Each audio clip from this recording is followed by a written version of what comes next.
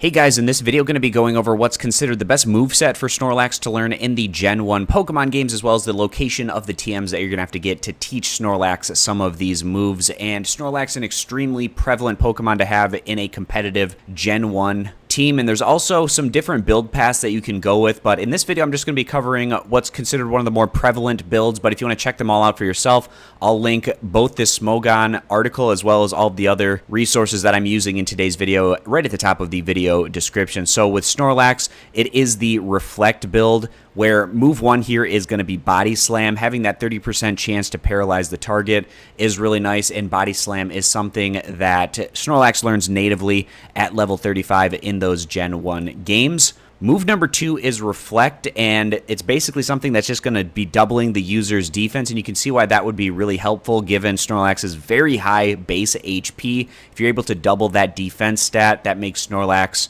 really tough to break through and deal with. And Reflect is going to be TM33. It's relatively easy to get over at the Celadon department store. On the second floor of the Celadon department store, you can get TM33 Reflect for just 1,000 from the right cashier. And then move number 3 is going to be Rest. The user sleeps for 2 turns and restores both the full amount of HP as well as any status effects that are done against the Pokemon. And that's also something that Snorlax is going to learn natively. When you catch Snorlax, it should already know Rest. And then move number 4 is going to be optional between things such as Ice Beam, Self-Destruct, Hyper Beam, and Earthquake. So out of all of these moves, Hyper Beam is the only one that Snorlax learns natively, and that's going to be learned at level 56. The other options here, we have Ice Beam, and Ice Beam is going to be TM13, and it's a relatively easy one to get. It's on the roof of the Celadon department store. You just talk to an individual that's on the roof of the Celadon department store, give them a fresh water, and in exchange, they will give you TM13 Ice Beam.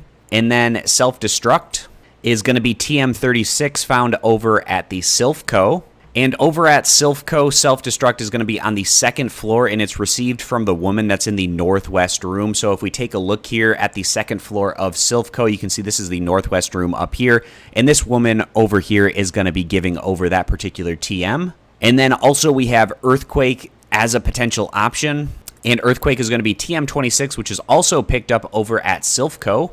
And TM26 Earthquake is on the 10th floor in the southwest room. So taking a look at that, we can see here the 10th floor of the Silphco in the southwest room. This is where you're going to be able to find the TM for Earthquake. So those are the different options that you have here with this prevalent build that you can teach Snorlax, going with the Body Slam, Reflect, Rest, and then having an option there in move number 4, depending on your preference and what you might want to counter with Ice Beam, Self-Destruct, Hyper Beam, or Earthquake. And like I said, there's other builds that you can potentially go with. And if you want to check out all of the information from this article, I'll have a link posted to it at the top of the video description, as well as all the other resources I used in this video. You can find those down in the video description as well. Snorlax, an extremely powerful Gen 1 Pokemon that most competitive teams that you're going to find, Snorlax is going to be in it, given how difficult it can be to deal with. So I hope this video was helpful. I appreciate you stopping by. Consider subscribing, and I'll catch you back here next time.